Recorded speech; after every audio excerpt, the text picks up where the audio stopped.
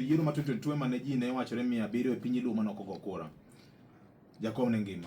Ne wan kode gi geno, to ne otimre kaka ne otimre no. Sama koro onge ni, ere rieko ma udhi tiyo go mondo mi user godo jopiny ni nitiere ber mar go kura, gi nengo gi value mar go kura ni. En gima important kabisa. Nikech jakom ka ne nitie, sama koro ne wang'e ni jakom koro dhi kawo gini, onagi ok nowuok duto mogo ne jakom kura.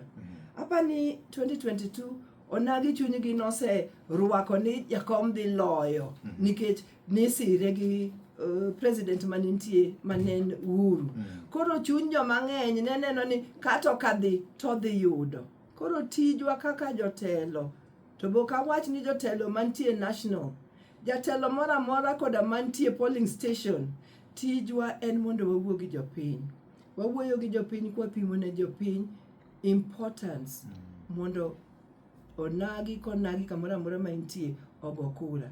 Nikech mokwongo, jakom manochung'nwa, makata ka nolowa, kata ka kwan ok noromo, to ne pod yudo kaka minore, miwuo, miket joluo kamoro.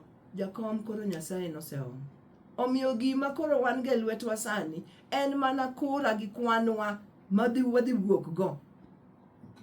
For that reason, nyako nagi mantie kamora mora wuog mondo go kura, nikech mani opportunity. Tato sika wacho niya, gima ne jakom gore ne so many years. Pok mwanyalo miyo jakom kwa gone go erokamano kata ka nosenindo. En ni mondo wawuog wadhwa go kura. Mondo gire manose chandre go igni mang'eny, kik lal nono.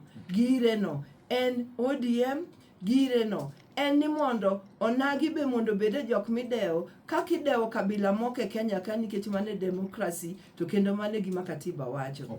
Gire no, kik wawe gire no lwar piny ni wawuok ok wadhi go kura. Wach mangima